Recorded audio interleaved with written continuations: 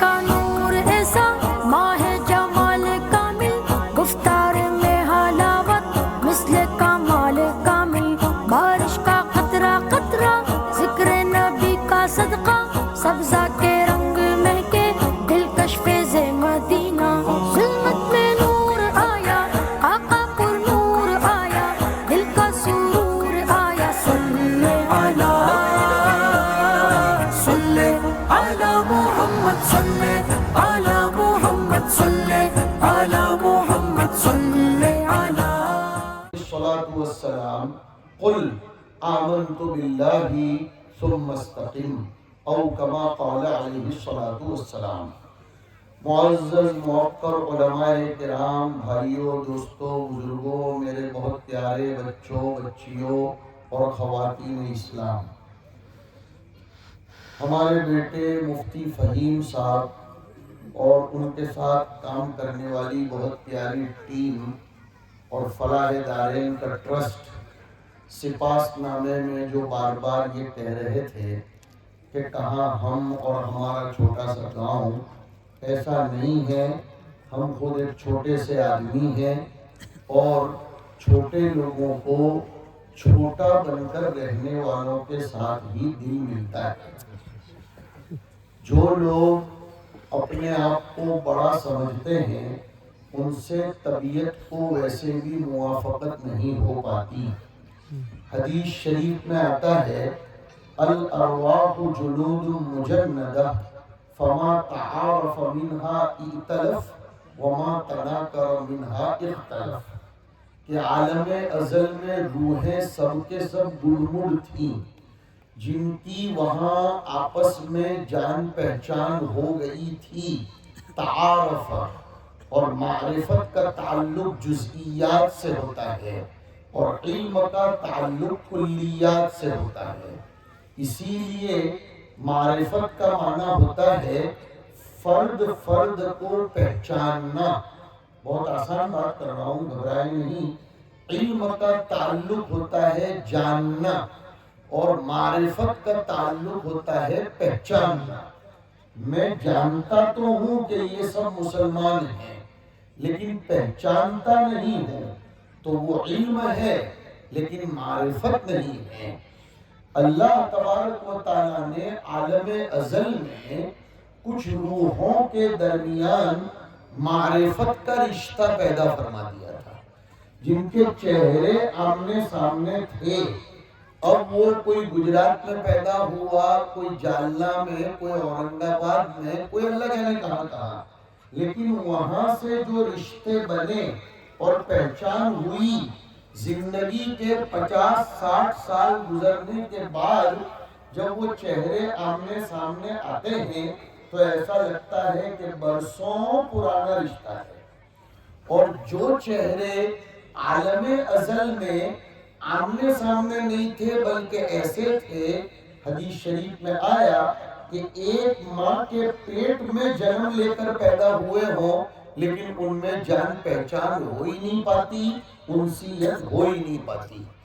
تو اللہ تبارک و تعالیٰ جانے پہچانے چہروں کو دنیا میں جمع فرما دیتے ہیں۔ یہ معرفت سے بات نکلی، حدیث شریف میں اسی لیے آیا والسلام علی من عرفت ومن لم تعرف، وہاں علی من علمت نہیں آیا۔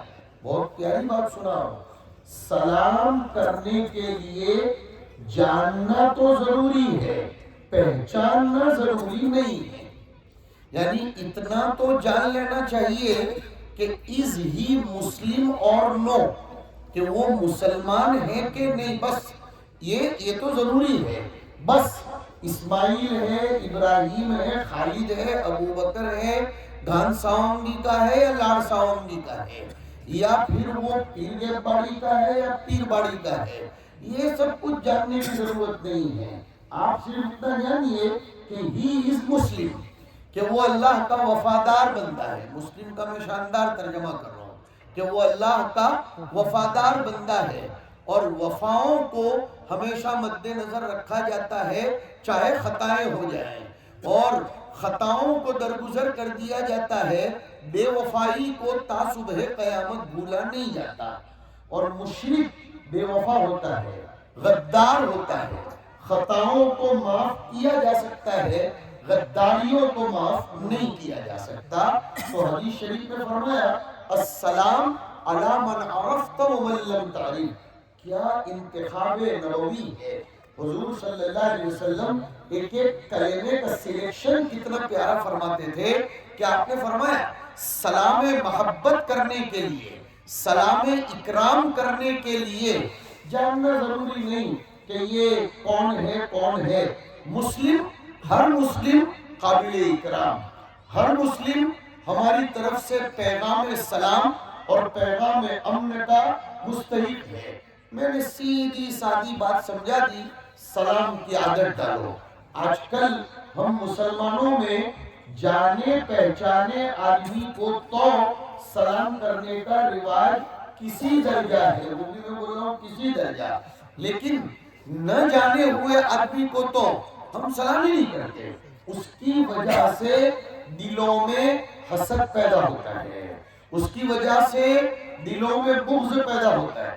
میں نہیں کہہ رہا ہوں، ساری دنیا کو پیغام محبت دینے والی شخصیت جناب محمد رسول اللہ صلی اللہ علیہ وسلم ارشاد فرماتے ہیں اولا ادلکم علی شیء اذا فعلتموه تحاببتم۔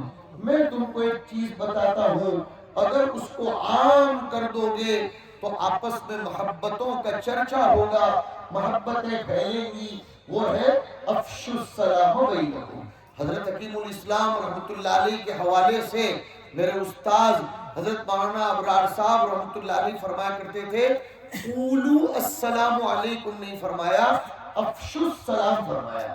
سلام عام کرو، سلام پھیلاؤ، ایسا نہیں، یہ نہیں، اس کو سلام نہیں کہتے، منہ سے بولو۔ اتنے بخیل مت بنو کہ زبان سے سلام کہنے میں بھی اپنے بخل کا مظاہرہ کرو، زبان سے بولو، بلکہ کوئی آپ کو فون کرے اور ٹرو کالر کی مدد سے یا سیوڈ ڈائری کی مدد سے اوپر نام آ گیا ہو کہ یہ مسلمان ہے، تو پہلے بولو السلام علیکم، جی مولانا فاروق صاحب آپ کیا بات کرنا چاہ رہے ہیں ہم سے، پہلے سلام کرو۔ کیوں؟ اب بات نکل پڑی تو سلام کا فلسفہ سمجھاؤں۔ یہ سلام ہے کیا چیز؟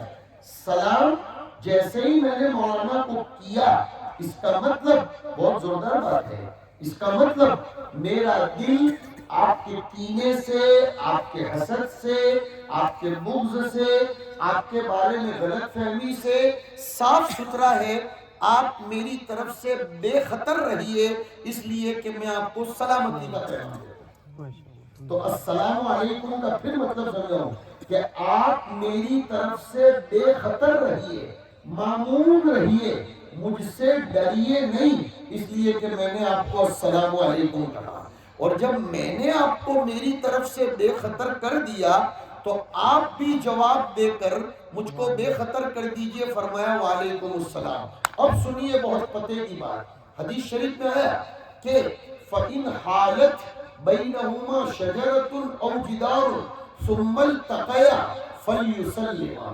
کیا زبردست بات فرمائی کہ اگر دو لوگ ساتھ چل رہے تھے، مثلا میں اور بیٹے فہیم، ہم دونوں ساتھ میں چل رہے تھے، باتیں کر رہے تھے، بیچ میں کوئی درخت آ گیا، حضور فرماتے ہیں بیچ میں کوئی درخت آڑ بن گیا، یا پارکنگ میں کوئی گاڑی آڑ بن گئی، یا کوئی دیوار آڑ بن گئی، اور 2 سیکنڈوں میں پھر ہم آگے جا کر مل گئے، حضور نے فرمایا دوبارہ سلام کر دو، اس لیے کہ مجھے یہ سمجھ میں آتا ہے واللہ تعالی عالم بالصواب کہ شیطان انسان کے رگ ریشے میں خون کی طرح دوڑتا ہے۔ وہ جو بیچ میں درخت آیا یا گاڑی آئی، اتنے سیکنڈ میں بھی خطرہ ہے کہ آپ کے دل میں میرے بارے میں کچھ ڈال دیا ہو اور مجھ کو آپ کے بارے میں غلط فہمی میں مبتلا کر دیا ہو، پھر میں نے کہہ دیا السلام علیکم، یعنی ڈرنا مت، میرے دل میں کچھ بھی نہیں آیا۔ یعنی حضور نے معاشرے کو ایک دوسرے سے بے خطر بنانا چاہا ہے، پر امن بنانا چاہا ہے۔ یہ زمانہ ایک دوسرے سے خوف کا ہے، آدمی ڈرتا ہے کسی سے بات کرتے ہوئے، واقعی سچی بات کرو، بلکہ اب تو ہمیں کسی کو وائس میسج بھیجتے ہوئے بھی ڈر لگتا ہے کہ کہیں وہ وائرل کر دے، کہیں اس کا مطلب کیا سمجھے۔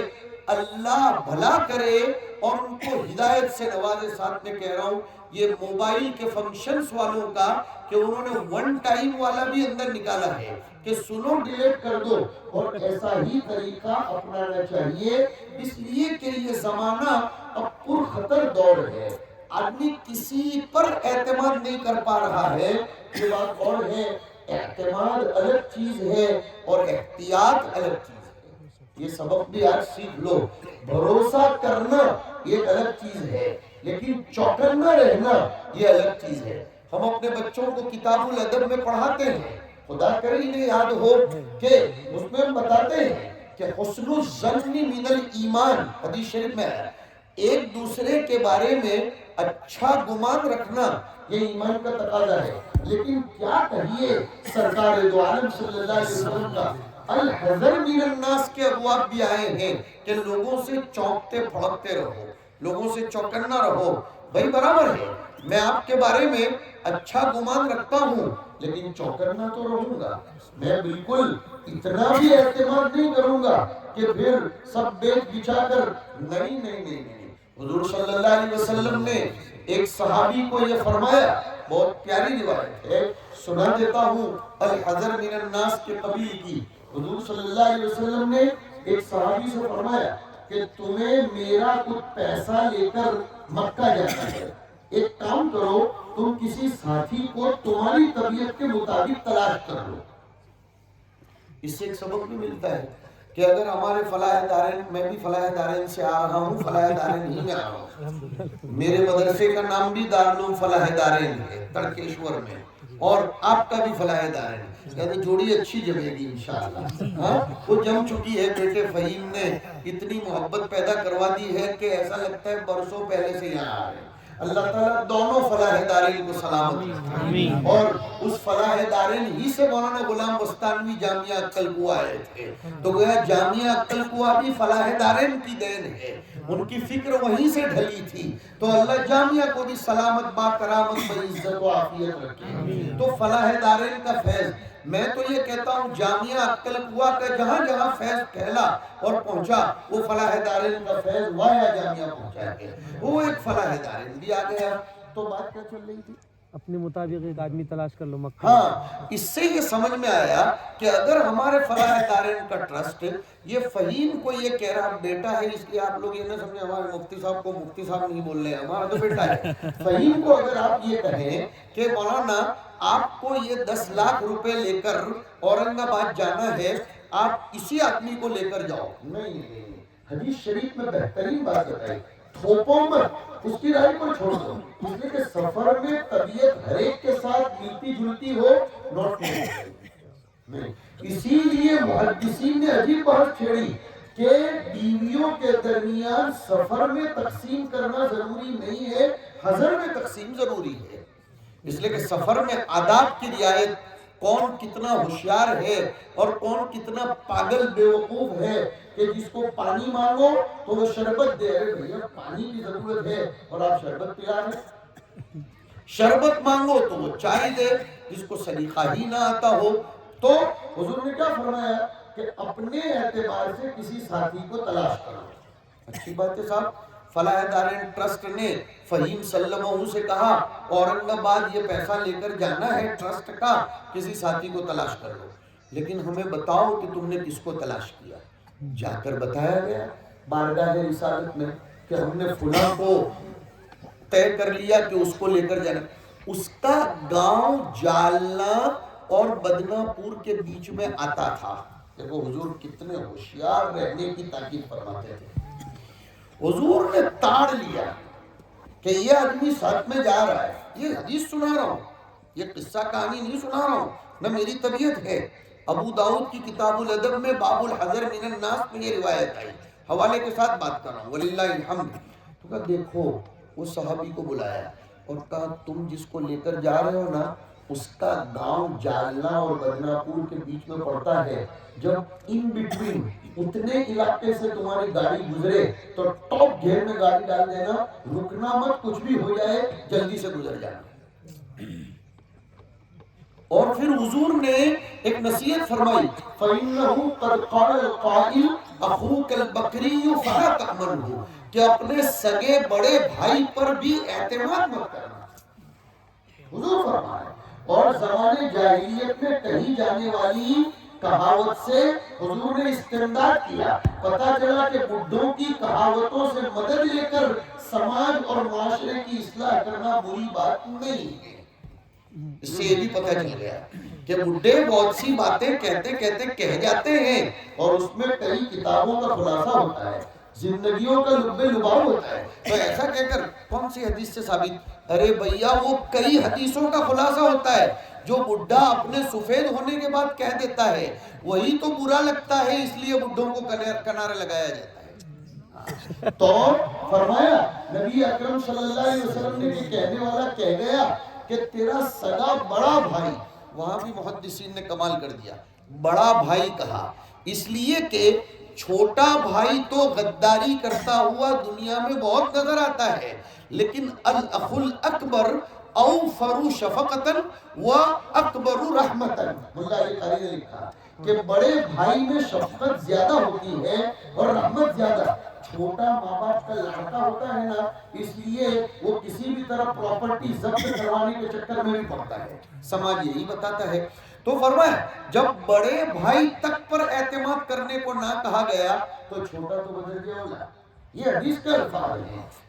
خیر بات یہ چل رہی تھی کہ حضور نے یہ فرمایا جب وہاں سے گزرو تو بہت تیز ہو کر, جس کا میں نے ترجمہ کر دیا اس زمانے میں ٹاپ گیئر میں گاڑی ڈال کر چلے جانا. ہوا ایسا ہی کہ فہیم سلمہ وہ جناب کو لے کر جا رہے تھے اور جالنے پر سے گزرے. وفی قراءت جالنا پر سے گزرے, ایک قراءت میں جالنے پر سے گزرے اور ایک قراءت میں جال, ایک میں امالہ کیا جاتا ہے, جالنے یہ امالہ ہے مجرے والا. تو جب وہاں سے گزر رہے تھے تو وہ ساتھ والے آدمی نے کہا کہ 2 منٹ رکو میں ذرا آتا ہوں.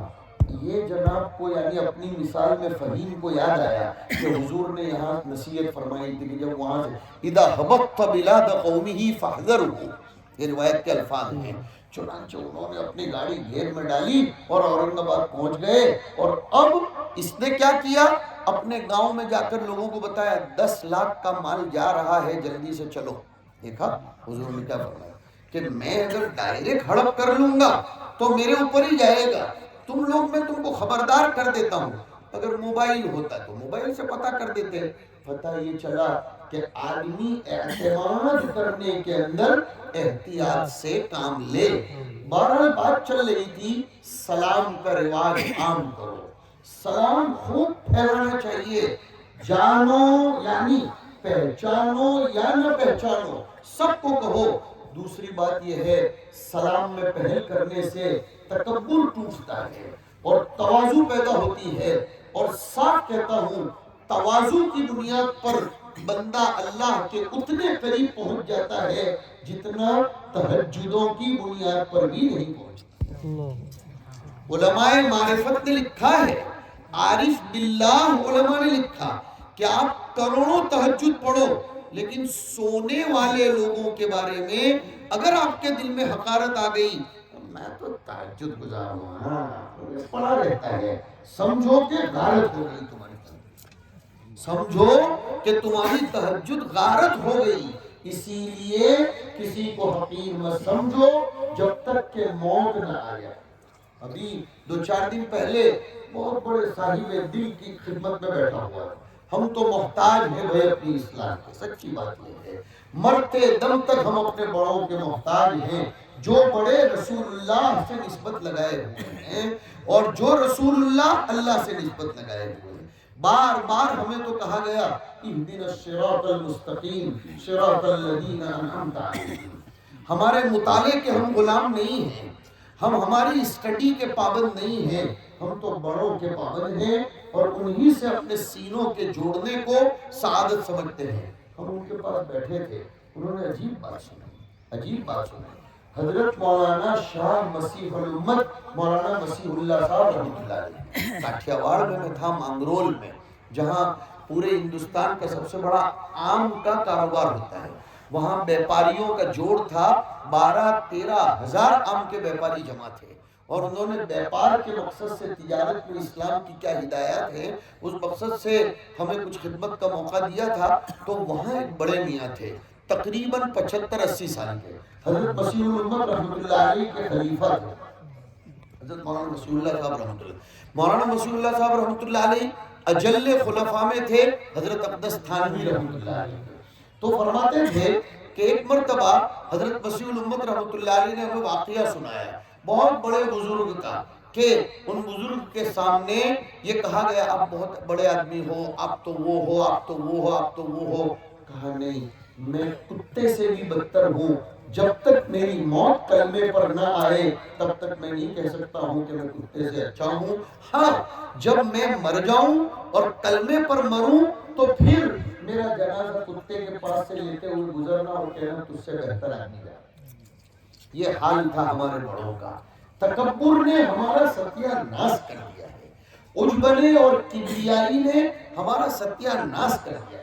حدیث شریف میں آتا ہے جو آدمی اپنے آپ کو بڑا سمجھتا ہے میں اس کے ٹکڑے ٹکڑے کر دیتا ہوں۔ فرمایا الکبریاء ردائی، کہ کبریائی اور بڑکپن یہ تو میری چادر ہے، جو بھی مجھ سے اس کو کھینچنے کی کوشش کرے گا میں اس کو پاش پاش کر دوں گا۔ بات یہاں سے چلی تھی، ہم تو چھوٹے لوگ ہیں، ہم کو چھوٹوں میں ہی اچھا لگتا ہے، جو اجعلنی صغیرا فی عینی کبیرا فی اعین الناس۔ اور آپ مجھے محبت کی کیا بات کرو گے، میں جیسے ہی آپ کے علاقے کی بارڈر میں، جس کو ہمارے فقہ کی اصطلاح میں مفتیان کرام بیٹھے فنائے مصر میں، یعنی آپ کے علاقے کی بارڈر میں، انہوں نے ترجمہ بھی کر دیا، جیسے ہی انٹر ہوا چھوٹے چھوٹے بچوں کو پاگل دیکھا، جیسے آج عید ہو رہی ہے۔ مجھے نہیں لگتا عید کے دن بھی اتنی بھاگ دوڑ مچتی ہو، اور ہمارے نوجوان بھائی تو دیوانے تھے، اب میں کہاں کا تم کہاں کے، میرا تم سے کیا لینا دینا وغیرہ، لیکن یہ دین کی محبت ہے۔ اور میں کہہ رہا تھا سب کی زبانوں پر دیوبند تھا، یہ دیوبند وہ نام ہے جس سے امریکہ کا سینیٹ بھی لگتا ہے، وہاں سپر فاسٹ ٹرین آج بھی نہیں کھڑی رہتی، لیکن وہاں سے بڑی بڑی سپر فاسٹ ٹرینیں نکلی اور دنیا کے کونے تک جا کر پہنچی۔ اللہ رب العزت نے اس سرزمین کو وہ مقبولیت دی، کیوں؟ علم کی نسبت پر، اسی قرآن کریم کی نسبت پر۔ تو اس قرآن کریم کے مشن کو آپ کے چھوٹے سے دیہات میں جو زندہ کیا جا رہا ہے، انشاءاللہ آپ کا ٹاور کنیکشن دیوبند کے ساتھ لگ گیا اور دیوبند کا کنیکشن مدینہ منورہ کے ساتھ لگا ہوا ہے، تو اب یہ گاؤں انشاءاللہ ایک دن ہوا آئے گا کہ دنیا کے نقشے پر زندہ تابندہ پائندہ ہو جائے گا انشاءاللہ۔ کیوں؟ سمجھاؤں میں آپ کو بہت آسان کر کے سمجھاتا ہوں۔ اِنَّا نَحْنُ نَزَّلْنَا الذِّكْرَ وَإِنَّا لَهُ لَحَافِظُونَ۔ ویری ایزی اور سمپلی طریقے سے سمجھا ہوں۔ اللہ کا اعلان ہے ہم نے ہی قرآن کریم کو نازل کیا اور ہم ہی اس کی حفاظت کرنے والے ہیں۔ اب اس قرآن کریم کی حفاظت کے لیے جگہ کی بھی ضرورت ہے، پڑھانے والوں کی بھی ضرورت ہے، اس کی فکر کرنے والوں کی بھی ضرورت ہے۔ تو میں دو ٹوک بڑی ہمت سے اور بہت اعتماد سے کہہ سکتا ہوں کہ جو لوگ قرآن کریم کی خدمت کرنے والوں کے ساتھ لگے ہوئے ہیں، وہ اس معنی کر اللہ کے نائب ہیں کہ وہ قرآن کی حفاظت کرنے میں اللہ کے ساتھ شامل ہو۔ شریک کا لفظ نہیں بول سکتا، شرک تو بہت بری بات ہے، میں شامل بول رہا ہوں۔ اس جملے کو مجھے سمجھانا پڑے گا۔ اللہ پاک قرآن کریم کی حفاظت کا ذمہ لیے ہوئے ہیں، اب وہ تو آسمان پر ہے، وہ کہاں آئیں گے دنیا پر؟ انہوں نے جن نفوس قدسیہ کے ذریعے، جن میں سے 45 آپ کے سامنے ہیں آج، جن کو ایوارڈ سے نوازے جانے والے، یہ وہ نفوس قدسیہ ہیں جنہوں نے قرآن کریم کی حفاظت کے لیے اپنے آپ کو وقف کر دیا۔ میں دیکھ رہا تھا ان کی عمریں کتنی بڑی بڑی ہو گئی، دیہاتوں میں انہوں نے قرآن کے مشن کو زندہ کیا. میں مبارکباد پیش کرتا ہوں فلاح دارین ٹرسٹ کو کہ انہوں نے ان علماء کرام کو اپنی استطاعت کے مطابق کم از کم تمغے سے تو نوازا، مطلب ان کی قدردانی تو کی. میں کہا کرتا ہوں یہ دنیا مردم خور دنیا ہے، صلاحیت خور دنیا ہے، لوگوں کی جوانی کو چوس لیتی ہے اور بڑھاپے میں ان کے ناموں کو، ان کے کاموں کو، ان کے کرداروں کو بالائے طاق نہیں بلکہ زیر زمین دفن کر دیتے ہیں. ایسے ماحول میں آپ کے ٹرسٹ کا ان بزرگوں کو کم از کم یہ احساس دلانا کہ آپ کی ہمارے نزدیک قدر و قیمت ہے، یہ بہت بڑی بات ہے. اللہ تبارک و تعالی ہمارے ان بزرگوں کا سایہ سلامت رکھے. اللہ ان اساتذہ کرام کو ہمیشہ زندگی میں عافیت بخشے. میرے بھائیوں، کسی کام پر چہ جائے کہ وہ کام قرآنی مشن کا ہو، اس پر 25 سال دے دینا، یعنی ربع صدی 40 سال دے دینا، یہ کوئی آسان کام نہیں ہے. میں نے آیتیں جو خطبے میں پڑھی، اللہ کے رسول صلی اللہ علیہ وسلم پر خود پر آیت اتری فَاسْتَقِمْ كَمَا أُمِرْتَ، اور کما امرت کے ساتھ وَمَنْ تَابَ مَعَكَ. اللہ تعالیٰ ہم سب کو وَمَنْ تَابَ مَعَكَ ویسے بنائے. حضور سے فرمایا گیا اے نبی آپ استقامت کے ساتھ رہیے. علماء کے کام کی بات صرف استقامت نہیں کہا گیا، کما امرت کے ساتھ باندھا گیا ہے. پتہ چلا وہ استقامت کام کی ہے جو امر خداوندی کے تابع ہو. پتہ چلا 55 سال تک اگر کسی پارٹی نے حکومت کی تو اس کو استقامت کا گرا قدر جملہ اور لفظ نہیں کہا جا سکتا ہے. تو استقامت مت کہنا، اس لیے کیا فرمایا فَاسْتَقِمْ كَمَا أُمِرْتَ، کہ ایسی استقامت جو امر خداوندی کے تابع ہو، ایسی استقامت پر رہو آپ. وَمَنْ تَابَ مَعَكَ، اور وہ سب لوگ جو آپ کے مشن میں جڑ کر ہماری طرف متوجہ ہوئے. وَمَنْ تَابَ مَعَكَ، جو ہمارے رنگ میں رنگ گئے اور اس استقامت کی راہوں میں وَلَا تَطْغَوْا، کبھی بھی حد تجاوزی مت کرنا، اعتدال کے ساتھ رہنا. یہاں وَلَا تَطْغَوْا کا ترجمہ وہ طغیان نہیں ہے جو ہم سمجھتے طوفان مچانا، نہیں. یہاں مطلب استقامت کی راہ میں حد تجاوزی مت کرنا، اعتدال کے ساتھ رہنا، انفعال مت اختیار کرنا، وجدان والے مت بننا، تأثر والے نہیں، حقیقت پسند بننا. حقیقت پسند بننا، ایسا کر لینا. جب ایسا کر لو گے، بڑے پیار کی اور کام کی بات، جو لوگ اللہ کے امر کے مطابق نماز پر، تلاوت پر، خدمت قرآن پر، روزے زکوٰۃ پر اور مخلوق کی ہمدردی پر استقامت کرتے ہیں، کیا زوردار خوشخبری آئی تتنزل علیہم الملائکہ. تتنزل علیہم الملائکہ، فرشتے اترتے ہیں ایک سائلنٹ پیغام لے کر. میں نے بیچ میں لفظ بڑھا دیا، ایک سائلنٹ پیغام لے کر، جس پیغام کے نقوش نفوس پر ثبت کر دیے جاتے ہیں کہ اللہ تخافوا ولا تحزنوا، کہ آئندہ کا ٹینشن مت رکھو اور گزری ہوئی پر کبھی بھی افسوس مت کرو. انشاءاللہ میں آپ کو چیلنج کے ساتھ بات کر رہا ہوں، جو لوگ قرآنی مشن کے ساتھ لگے ہیں، قرآن کریم کی تبلیغ، نشر و اشاعت، چاہے ناظرہ ہو، چاہے بیضاوی ہو، چاہے دعوت و تبلیغ ہو، چاہے تصنیف و تالیف ہو، چاہے خانقاہ و تزکیہ ہو، چاہے تقریر و خطابت ہو، جس قرآنی مشن کے ساتھ بھی جو لگ گیا، اس کی زندگی میں آپ کو کبھی بھی مستقبل کا خطرہ نظر نہیں آئے گا. کیوں؟ اس لیے کہ وہ اس آیت کا مصداق ہے کہ اس کے دل پر یہ آیت ثبت کر دی گئی، لا تخافوا ولا تحزنوا. اسے فکر نہیں ہے میری بیٹی کی شادی کے لیے میں کہاں سے کیا لاؤں گا، اسے فکر نہیں ہے کہ میں اپنے مکان کا کیا کروں گا، اسے فکر نہیں ہے کہ میرا بڑھاپا کیسا جائے گا. کیوں؟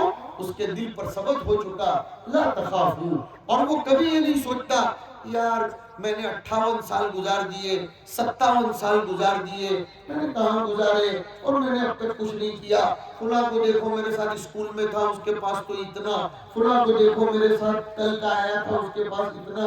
نہیں، وہ کبھی بھی اپنے ماضی پر ذرہ برابر حسرت نہیں کرتا.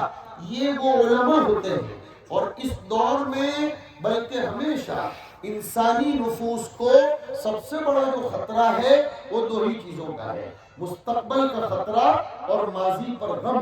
یہ دونوں سے اللہ تبارک و تعالیٰ کی راہ میں استقامت اختیار کرنے والے بالکل بری ہوتے ہیں. ان کو نہ کوئی خوف اور نہ کوئی غم ہوتا ہے. اور جو لوگ بھی اس مشن میں ان کے ساتھ لگ جاتے ہیں اور ان کے دیے ہوئے پیغام میں جڑ جاتے ہیں اور مکتب سے دیے ہوئے پیغام کو اپنے خاندانوں میں پیدا کر لیتے ہیں، اپنی نسلوں کی اسی انداز پر تعمیر و تربیت کرتے ہیں، وہ بھی اس میں آ جاتے ہیں. لا تخافوا ولا تحزنوا وابشروا بالجنہ، اور اس جنت کی خوشخبری پالو التی کنتم توعدون، جس کا تمہیں وعدہ کیا جائے. اب دنیا میں ڈر ہوتا ہے کہ کون میرا دوست، کون میرا ساتھ دے گا نہیں دے گا. ایسی استقامت اختیار کرنے والوں کو کہا گیا نحن اولیاؤکم فی الحیات الدنیا وفی الآخرہ، ہم تمہارے دوست ہیں. اور مفسرین نے پتے کی بات لکھی کہ جمع کا صیغہ آیا نحن اولیاؤکم، پتہ چلا اللہ کئی لوگوں کو اس مشن کے ساتھ جڑنے والوں کے لیے خدام بنا کر لگا دیتے ہیں اور وہ سب ایسے مشن میں کام کرنے والوں کے ہاتھ بٹاتے ہیں. کوئی ان کے کپڑوں کا انتظام کرتا ہے، کوئی ان کے جوتے کا انتظام کرتا ہے، کوئی ان کے چشمے بنا دینے کو اپنے لیے شرف و سعادت سمجھتا ہے، کوئی ان کے لیے ٹوپی بھیجنے کو شرف، ٹوپی پہنانے کو نہیں، وہ جو ایک مقولہ ہے. تو کیوں؟ وہ یہ سمجھتے ہیں کہ نہیں، یہ حاملین مشن قرآنی ہے. یہ ہے اس آیت کا مصداق کہ نحن اولیاؤکم فی الحیات الدنیا وفی الآخرہ. میں پورے مجمع سے کہتا ہوں کہ قرآن کریم کی خدمت کرنے والوں کو اگر نوازو گے اور ان کو حوصلے بخشو گے، ان کی ضرورتوں کو پورا کرو گے، انشاءاللہ نحن اولیاؤکم فی الحیات الدنیا میں آپ بھی شامل ہو. یہ اللہ تبارک و تعالیٰ کا بڑا اعلان ہے. اپنے آپ کو کمزور مت سمجھو، کمتر مت سمجھو. میں پورے مجمع کو مبارکباد پیش کرتا ہوں، سب سے محبت کا اعلان کرتا ہوں، اس لیے کہ حدیث شریف میں آیا جب بندہ کسی سے محبت کرے تو بتا بھی دے میں پورے علاقے کے لوگوں سے محبت کا اعلان کرتا ہوں. کیوں؟ اس لیے کہ آپ ایسی ٹھنڈی میں اور ایسے ماحول میں جبکہ کوئی آدمی اپنی بیوی کو بھی 5 منٹ دینے کو تیار نہیں ہے اور گھر میں گھستے ہی موبائل لے کر بیٹھ جاتا ہے، اتنا بڑا ہزاروں کا مجمع ایک قرآن کے پیغام لے کر چلنے والے کو دے رہا ہے، تو ایسے لوگوں سے محبت کا اعلان کرنا میرے لیے خوش قسمتی کی بات ہے، میرے لیے سعادت کی بات ہے. یہ چھوٹے چھوٹے بچے، انہیں کچھ نہیں سمجھتا ہوگا، لیکن یہ قرآن کریم کی نسبت پر بیٹھے ہیں، قرآن کریم کی نسبت پر بیٹھے ہیں. بہت بڑے پاکیزہ لوگ ہو، دیکھنے میں غریب ہوں، کاشتکار ہوں، اور فہیم صلی اللہ علیہ وسلم کہہ رہے تھے ہم سیدھے سادے لوگ ہیں. ارے سیدھے سادے قلوب پر ہی قرآن کریم کے انوار نازل ہوتے ہیں، سیدھے سادے قلوب پر ہی اللہ کی رحمتیں برستی ہیں. چاپٹر لوگوں پر تو برسی ہوئی بھی واپس لے لی جاتی ہے. میں نہیں کہتا یہ بات، میں نہیں کہتا. حضرت تھانوی قدس سرہ العزیز نہیں کی، اور نہیں مانتے تو پارہ نمبر 6 کے رکوع نمبر 2 کی اور 13 17 آیت کی بائیں جانب پر آنے والی آیت کریمہ کے مسائل السلوک میں بیان القرآن میں کھول کر دیکھیں، حوالے کے ساتھ بات کریں. کہاں فرمایا حضرت تھانوی نے؟ معلوم ہے یہ سیکھنے کی چیز ہے، سب کو سکھاؤ گا. حضرت تھانوی نے لکھا اس آیت کریمہ کی تفسیر میں مسائل السلوک میں، اس آیت کی تفسیر میں فَبِظُلْمٍ مِّنَ الَّذِينَ هَادُوا حَرَّمْنَا عَلَيْهِمْ طَيِّبَاتٍ أُحِلَّتْ لَهُمْ. بہت عجیب بات یہ کی، سب ساتھی سنیں. میں 10 بجے کے اوپر 1 منٹ نہیں لاؤں گا، بلکہ اس سے پہلے ہی شاید ختم کر دوں. میری عادت نہیں ہے مہاراشٹر میں کھلے میدان میں 10 سے اوپر جانے کی. ہم سرکار کے ان قوانین کے پورے پابند ہیں جو قوانین شریعت کے ساتھ ٹکراتے نہ ہوں.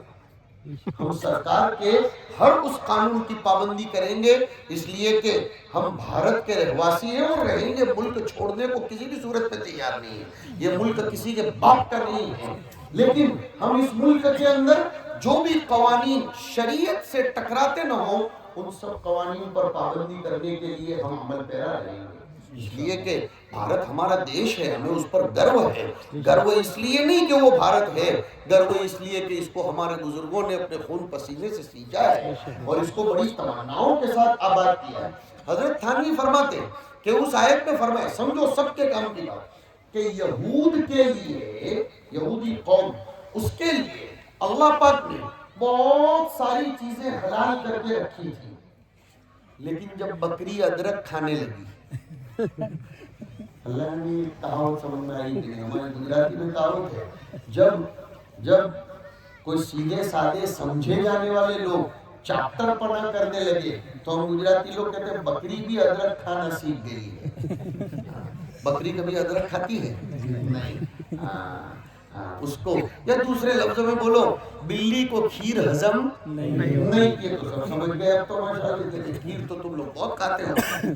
تو فرمایا سنو سمجھو، جب یہود کے اوپر بہت ساری چیزیں حلال تھی لیکن انہوں نے چاپٹر پڑھا، بدماشی اختیار کی، بدماشی اختیار کی، لوگوں پر ظلم و ستم ڈھایا، قرآن کریم سے پہلے جو کتابیں اتری اس میں تحریف کی، عدل بدل کیا، وَبِصَدِّهِمْ عَنْ سَبِيلِ اللَّهِ كَثِيرًا، اور اللہ کے راستے میں رکاوٹ بنے، وَأَكْلِهِمْ أَمْوَالِ النَّاسِ بِالْبَاطِلِ، اور لوگوں کے مال ہڑپ کر کے کھانے لگے، تو اللہ تبارک و تعالیٰ نے حرمنا علیہم طیبات احلت لہم، کہ جو پاکیزہ چیزیں ان کے لیے حلال تھیں ان کی بدماشیوں کی وجہ سے ان چیزوں کو حرام کر دیا۔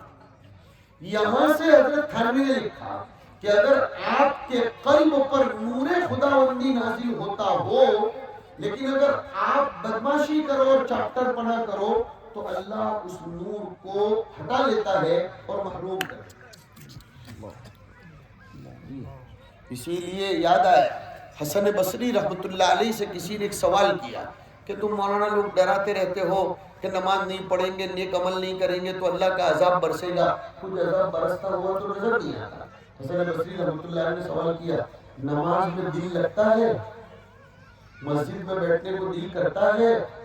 کہا نہیں، ایسا لگتا ہے دیر سے جاؤں جلدی نکل جاؤں، دل میں اس سے بڑا عذاب کیا ہوگا کہ خدا اپنی دوستی کے لیے تجھ کو پسند نہیں کرتا، اس سے بڑا کیا عذاب ہو سکتا ہے؟ اس سے بڑا کیا عذاب ہو سکتا ہے کہ حلال کمائی میں دل نہ لگتا ہو اور حرام میں لگتا ہو؟ اس سے بڑا عذاب کیا ہو سکتا ہے کہ قرآن کریم سننے میں دل نہ لگتا ہو اور ادھر ادھر کی کہانیاں اور ادھر ادھر کے گانے سننے میں دل لگتا ہو؟ اس سے بڑا عذاب کیا ہو سکتا ہے کہ اہل علم کے اکرام کے لیے طبیعت بخل کا شکایت والا معاملہ کرے اور دنیا میں گویوں کے پیچھے کروڑوں روپے برباد کر دینے کو لوگ سعادت سمجھتے ہیں؟ یہ اللہ کا بڑا عذاب ہے۔ نیک کاموں میں دل لگنا ابھی سب کا لگا ہوا ہے ماشاءاللہ۔ دیکھو میں دیکھ رہا تھا، میں دونوں کو مبارکباد پیش کر رہا ہوں، یہ نوجوان عالم دین ہے ہمارا بیٹا، اور یہ بھی، اور مجھے کسی نے کہا اس کو ہفتے میں بار بار ماشاءاللہ اللہ تبارک و تعالیٰ اپنے استاد کی زیارت کرواتے۔ کیسی محبت ہوگی یہ ہمارے یہاں کی آمد، یہ اتنی سیدھی سادی سستی نہیں ہے بلکہ برسوں کی دعاؤں کا اللہ تبارک و تعالیٰ نے سمارا مرتب فرمایا۔ میں محبت کرتا ہوں، جیسے میں نے دیکھا کہ مولوی فہیم صلی اللہ علیہ وسلم ایک ایک کو جوڑ جوڑ کر لا رہے تھے، کسی نے ان سے ضد نہیں کی، سب مجمع جڑ گیا۔ دونوں کو مبارکباد کہ نوجوان ہمارا بچہ کھڑے ہو کر سب کو ببانگے دوہل کہے آ جاؤ بھائی، کیوں سن نہیں رہے ہو، کرسیاں ادھر کرو، اور ٹیک وہاں بھی نہیں لگانے کا۔ یہاں جرأت کی بات ہوتی ہے اور اس جرأت کے لیے عالم کا ربانی ہونا ضروری ہے۔ اور آپ سب کو بھی مبارکباد کہ آپ نے اپنے بیٹے جیسے نوجوان آدمی کی بات کو سن لیا۔ زندگی میں یہی نصیحت لے کر چلو، اچھی بات اور سچی بات چاہے 5 سال کا بچہ کہتا اور کرتا ہو، ہمیں اسے قبول کر لینی چاہیے۔ یہ نہیں دیکھنا چاہیے کون کہہ رہا ہے، یہ دیکھنا چاہیے وہ کیا کہہ رہا ہے۔ اگر حق بات کہہ رہا ہے، کتنی اچھی تعلیم ہے آپ کے مدرسے کی، میں حیرت میں تھا، یہ بچہ عربی میں تقریر کر رہا ہے، گویا آپ نے ممبر سنبھالنے والے بچے کو مکتب سے ہی تیار کر دیا۔ اب اگر یہ بچہ کہیں آتے جاتے کسی مسجد میں جمعہ کے وقت گزر رہا ہوتا اور وہاں امام صاحب نہ ہو تو کہے گا مجھے مکتب میں ایک خطبہ یاد کروا دیا تھا، اور اس کے ایکشن، اس کی ادائیں یہ قابل رشک تھی۔ وہ بچیاں کتنا اچھا مکالمہ، ان کے حافظے کو داد دینا چاہیے کہ الف کتنی مرتبہ آیا، با کتنی مرتبہ آیا۔ میرے تمہارے جیسے لوگ بھی اس کے لیے ذرا، لیکن وہ بچیاں کتنی میں، اس سے اب آپ کو کیا پیغام ملا؟ اس سے پیغام ملا ضروری نہیں ہے کہ شہر میں رہنے والے بچے بچیوں کے پاس ہی صلاحیت ہو، کبھی چھوٹے چھوٹے دیہاتوں میں بھی اللہ تبارک و تعالیٰ ہیرے پیدا کرتا ہے۔ ایک شعر آپ کی خدمت میں لے کر جانا چاہتا ہوں، ایک شعر قبول فرمائیں گے؟ انشاءاللہ۔ ارے کون قبول کرے گا؟ انگلی اٹھاؤ۔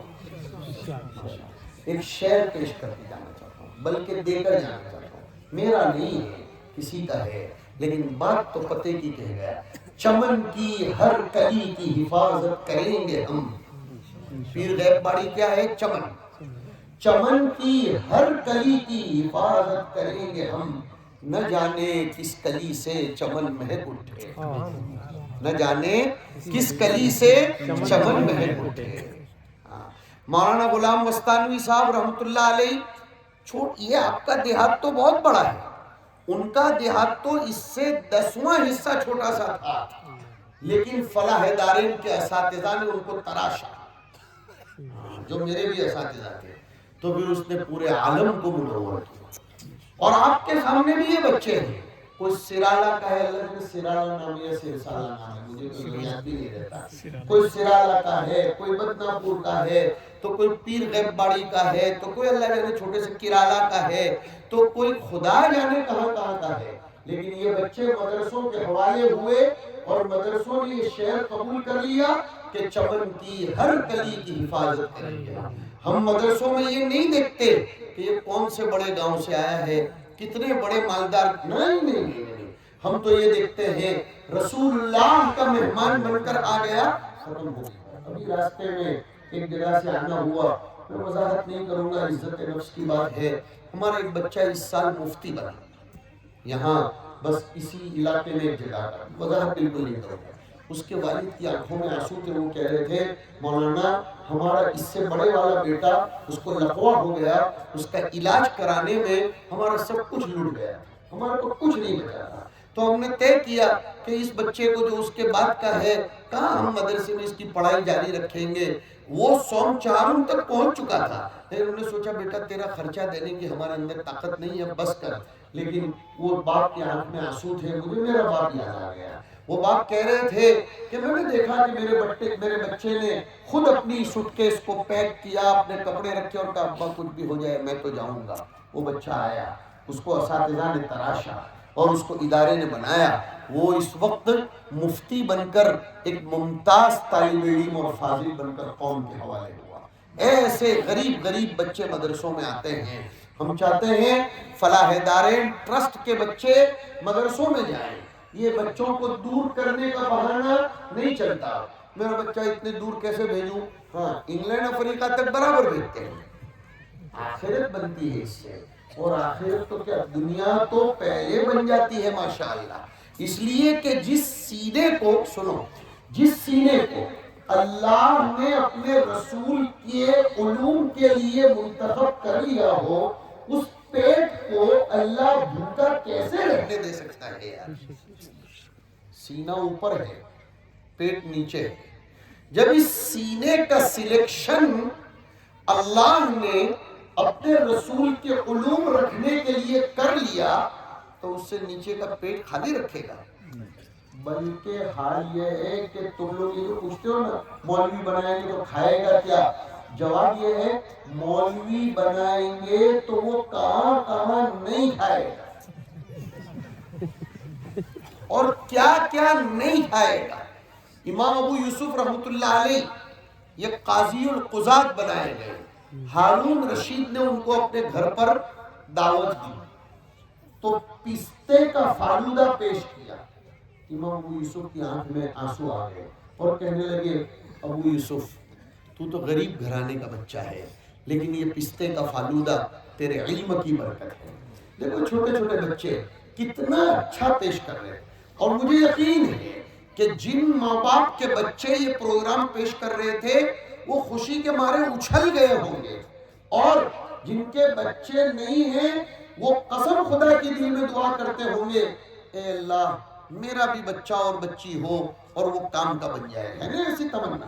میرے خود کی بات ہے، جب میں کوئی اچھا قرآن شریف پڑھنے والا آدمی دیکھتا ہوں، اس کے پیچھے نماز پڑھتا ہوں، یا کوئی بہترین علمی اور عملی خدمت انجام دینے والا آدمی دیکھتا، سمجھتا، سنتا ہوں، تو چونکہ مجھے بیٹے تو نہیں ہیں لیکن میں دل سے دعا کرتا ہوں کوئی ایسا داماد مل جائے جو قرآن کے مشن کو لے کر چلنے والا ہے. اور اللہ پاک نے ایک بیٹی کے حق میں تو میری یہ دعا قبول کر لی. اللہ ہے، آدمی خوش ہو جاتا ہے جب، اور یہی تو وہ دعا ہے جو عباد الرحمن والے رکوع میں آئی. کون سی دعا؟ والذین یقولون ربنا هب لنا من ازواجنا وذریاتنا قرۃ اعین وجعلنا للمتقین اماما. رحمان کے بندے بننا ہو تو یہ دعا کرتے رہو، اے اللہ ہماری بیویوں کو اور ہماری اولاد کو ہماری آنکھوں کی ٹھنڈک بنا، اور ہماری نسلوں میں متقی لوگ پیدا فرما تاکہ ہم متقیوں کے پیشوا بن سکیں. اور جب یہ دعائیں ہوتی ہیں تو اللہ کی طرف سے اعلان آیا، اولئک یجزون الغرفۃ بما صبروا، ایسے لوگوں کو جنت کے پینٹ ہاؤس میں جگہ دی جاتی ہے. لوور کلاس میں پینٹ ہاؤس، اور جتنا پینٹ ہاؤس میں اتنا رب سے قریب، اس لیے کہ عرش الہی اوپر اتنا قریب. مگر بما صبروا، پتہ چلا قرآن کریم کے ساتھ جڑنے کے لیے اور اولاد کو آنکھوں کی ٹھنڈک بننے کے لیے صبر تو کرنا ہوتا ہے. پیغام یہ ہے، اپنی اولاد کو مکتب سے جوڑو، مضبوط بناؤ، اس کے لیے جو ہو سکے تعاون کرو. اور سچی بات یہ ہے، آپ کے مکتب کو ہم نے بہت اچھا مکتب پایا، اس لیے کہ چند ہی پروگرام دیکھے لیکن محسوس ہوا مکتب اپنے مقاصد میں کافی کامیابی کی طرف رواں دوا ہے. اور جلسے کی انتظامیہ کی نوعیت دیکھ کر تو اندازہ ہوا کہ ماشاءاللہ بڑے سلیقہ مند لوگ ہیں. میں میرے نوجوانوں کا شکریہ ادا کرتا ہوں جو بیچارے 3-4 کلومیٹر دور سے دین کی محبت میں پاگل بنے آگے پھر رہے تھے. چھوٹے چھوٹے بچوں کا، گاؤں کے تمام احباب کا، اطراف و جوانب کے تمام لوگوں کا میں شکر گزار ہوں. دل سے دعا کرتا ہوں اللہ پاک اس مشن کو جاری ساری رکھے اور حق تعالی شانہ ایمان بالغیب نصیب فرمائے. اور اللہ ایمان بالغیب اس لیے کہ یہ جو وعدے ہیں وہ سب غیبی وعدے ہیں. قرآن کریم کی محنت اور نام ہی ہے پیر غیب باڑی، تو اللہ تبارک و تعالیٰ ہمیں ایمان بالغیب نصیب فرمائے. اور ایمان بالغیب ہو جائے تو پھر تو آدمی ایمان بالحضور بدرجے اولا ہے. اتنے سب علماء آپ کے اسٹیج پر آ گئے، یہ کوئی سیاسی جلسہ نہیں ہے، کوئی کینواسنگ نہیں ہو رہا ہے، لیکن اتنے سب علماء کا آ جانا یہ آپ کی بستی کے لیے اللہ کی بہت بڑی رحمت ہے. مولانا علی میاں صاحب رحمۃ اللہ لکھا ہے، اللہ والے کسی بستی سے تجارت کی غرض سے بھی گزر جائیں، اللہ پاک اس بستی کو عبادت کا مرکز بنائے. کیوں؟ ان کی سانسوں میں حلال پڑا ہوتا ہے. قرآن کریم کا مشن ہوتا ہے، سانس بڑی قیمتی ہوتی ہے، انفاس قدسیہ. اب یہ بچے جو آپ کے سامنے پروگرام پیش کر رہے تھے کوئی 1-2 دن کی محنت تھوڑی ہے، ان کے اساتذہ نے کب سے، اور یہ جو بچے تکمیل ناظرہ کر رہے ہیں، میں سب سے آخری پیغام دے دوں، سب لوگوں سے میرا آخری پیغام آج کے دن کا یہ دے دوں، ان بچوں کو گھروں میں روزانہ اپنے ناظرہ سبق کو یاد کرنے کے لیے بٹھاؤ، کم از کم مطلبی بن کر بٹھاؤ. کیا مطلب مطلبی بن کر بٹھاؤ؟ اس بہانے بٹھاؤ کہ یہ بچہ سبق کی تیاری کرے گا، اس بہانے میرے گھر میں قرآن کریم کی آواز بلند ہوگی تو میرے گھر سے شیاطین بھاگیں گے. عورتیں سن رہی ہیں وہ سنیں کہ جب قرآن کریم کی آوازیں بلند ہوگی تو ساس بہو کے جھگڑے ختم ہو جائیں گے انشاءاللہ، ننن بھاوج کے جھگڑے ختم ہوں گے، اس لیے کہ شیطان جھگڑے کرواتا ہے، اور جہاں قرآن ہو وہاں ملائکہ کا ہجوم ہو جاتا ہے. اور میں آیت پڑھ رہا ہوں نا، حدیث شریف پڑھ رہا ہوں، جو آیتوں کی تفسیر ہے کہ جہاں بھی قرآن کریم کی تلاوت ہوتی ہے ملائکہ کا نزول ہوتا ہے، بلکہ ملائکہ چاروں طرف سے گھیر لیتے ہیں، رحمت اترتی ہے، سکینت اترتی ہے۔ آج کل لوگ ڈپریشن کے مریض ہو رہے ہیں، سکون چاہتے ہو اپنے گھروں میں قرآن کی تلاوت کرو۔ آگے آنے والا مہینہ قرآن کریم کا مہینہ آ رہا ہے، یہ پکا وعدہ کر لو کہ رمضان میں تلاوت قرآن کے ذریعے اپنے گھروں کو آباد کریں گے، اپنی بستیوں کو آباد کریں گے۔ پہلے لوگوں کے پاس آمدنی کم تھی لیکن برکت زیادہ تھی، اس لیے کہ فجر کے بعد وہ گھر کے باہر کرسی ڈال کر بآواز بلند قرآن شریف پڑھتے تھے۔ میرے دادا کو خود میں نے دیکھا، ہمت نہیں ہوتی تھی گھر میں کسی کو چولہا جلانے کی جب تک کہ فجر کے بعد ایک پارہ قرآن شریف کی تلاوت نہ ہو۔ میرے ایک ماموں ایک مرتبہ آئے تھے باہر سے، نیوزی لینڈ سے، بہت دور سے۔ اب وہ فجر کے وقت سوئے رہے، ہماری والدہ سے صاف کہہ دیا ہمارے ابا نے کہ تیرے بھائی کو بول دے میرے گھر میں رہنا ہو تو یہ صبح سونے والا معاملہ نہیں چلے گا، روانہ ہو جاتا ہے، اس لیے کہ میں میرے گھر میں بے برکتی نہیں چاہتا۔ میرے بھائیوں، یہ بوڑھے لوگوں نے برکتیں کمائی، ہمارا آج کا نوجوان کثرت کے پیچھے پڑا ہے، اس لیے روتا پھرتا ہے۔ یہ بوڑھے لوگ میری تعریف ضرور کریں گے کہ یہ برکت کے طالب تھے، اور آج کا نوجوان کثرت کا طالب ہے۔ برکت یہ اللہ کی طرف سے ڈالی جاتی ہے، اور کثرت یہ کفار اور شیاطین کا خاصہ ہے۔ یہ کفار وَإِن تُطِعْ أَكْثَرَ مَنْ فِي الْأَرْضِ، پتہ چلا کہ اکثریت یہ تو باطل کی ہوتی ہے لیکن برکت تو حق پرستوں میں ہوتی ہے۔